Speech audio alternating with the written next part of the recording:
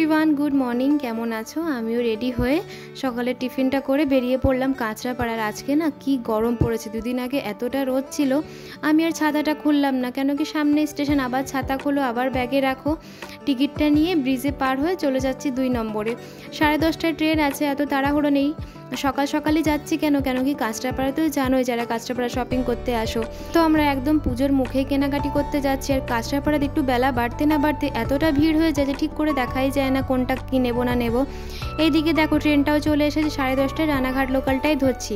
ভেবেছিলাম 9:30টার ট্রেনটা ধরবো, কিন্তু কাজ করার ঠেলায় পারলামই না 9:30টার ট্রেনটা ধরতে। মোটামুটি ট্রেনটা ভালোই ফাঁকা আছে, যে শিমুরার থেকে ছেড়ে দিয়েছে। বাইরের ওয়েদারটাও আজকে বেশ সুন্দর, কিন্তু এতটা গরম দিয়েছে হাঁপাচ্ছিলাম। আর দেখো শরতের আকাশ তো কি সুন্দর অপূর্ব লাগছে, চারিদিকে ধান ক্ষেত পুরো সবুজে চাদরের মোড়ার মতো লাগছে। আর আকাশটার দিকে বেশি সুন্দর লাগছে। আমাদের এদিকটা না কাশফুল তেমন আমি দেখিনি, অ্যাকচুয়ালি আমি এই সাইডে দাঁড়িয়েছিলাম, ওই সাইডে যত কাশফুল আছে।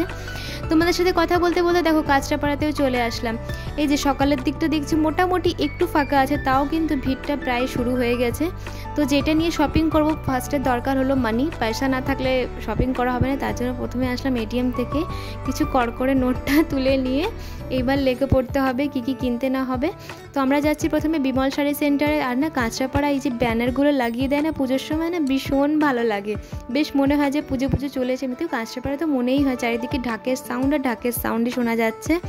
তো এখন দেখো 10:30 11:15 বাজে, প্রায় রাস্তায় কিন্তু ভিড় শুরু হয়ে গেছে। সবাই কেনাকাটি করতে বেরিয়ে পড়েছে। ওদিনকে সানডে ছিল, হ্যাঁ সানডে বা মানডে ছিল, আমার ঠিক খেয়াল নেই। এইটা আমি মঙ্গলবারের দিন ভিডিওটা এডিট করছি। তো প্রায় রাস্তায় মোটামুটি ভালোই ভিড়, বলবো না, মোটামুটি ভিড় শুরু হয়ে গেছে। তো এখান না মনে হয় এটা স্টেশনের ধারে, এটা একটা নতুন শপিং মল খুলছে।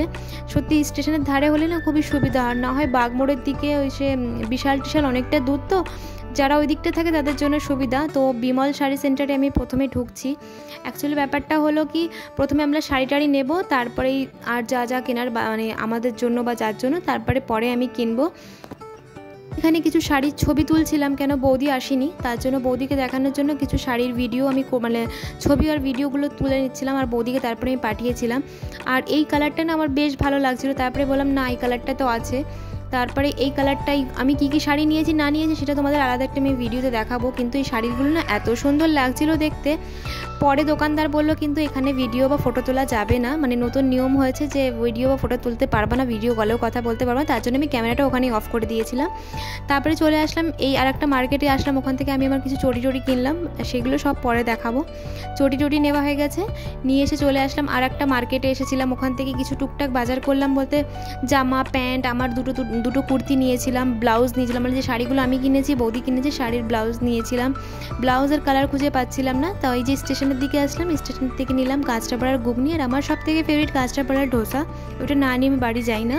সে খেয়েই যতই মোটা হয়ে যাই না কেন, আগে যাই হোক এতদিন বাদে আসা কাঁচরাপাড়ার ডোসা না খেয়ে আমি যাই না, খাইনি, পার্সেল করিয়ে নিয়ে গেছিলাম। কিছুক্ষণ বসেছিলাম, এই টাইমটা না এতটা বাজে যে কল্যাণী সীমান্ত লালগোলা যাবে, তারপরে গেদে লোকাল আসবে। মিনিমাম 20 থেকে 25 মিনিট বসেছিলাম, তারপরে গেদে লোকাল আসলো। এটা কিন্তু লালগোলা প্যাসেঞ্জারটা আমাদের শিমুরালি থামে না। এই যে কথা বলতে না বলতেই গেদে লোকাল চলে আসলো।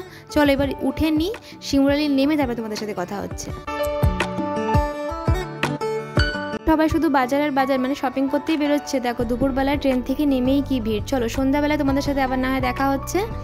এই যে সন্ধ্যাবেলা আমাদের পাড়া বলতে আমাদের যে বাড়ির সাথে একদম লাগোয়া দুর্গা মন্দিরটা, ওখানে কিন্তু ঠাকুর চলে এসেছে। আমরা জানতামই না যে আজকে ঠাকুর নিয়ে আসছি। এবার আমাদের ঠাকুরের থিমটা হলো শান্তিপুরের থিম, তার জন্য শান্তিপুর থেকেই ঠাকুরটা নিয়ে এসছে। হয়তো পুজোর কিছু 1-2 দিন আগে আনলে হয়তো চাপ হয়ে যেত, রাস্তাঘাটে অনেকটা জ্যাম হতো, তার জন্য আগের থেকেই ঠাকুরটা নিয়ে এসছে। যখন ঠাকুর পাড়ায় ঢোকে কি আনন্দ লাগে বলো তো, দেখতে দেখতে পুজোও চলে আসলো, আর দেখতে দেখতে 5টা দিনও কেটে যাবে, বোঝাই যাবে না। পুরো প্লাস্টিক দিয়ে মুড়ে নিয়েছিল, কেন কি বেশ সন্ধ্যার দিকে মেঘ করেছিল। এখন সন্ধ্যা দিয়ে আমি একটু বাজারে বেরোবো।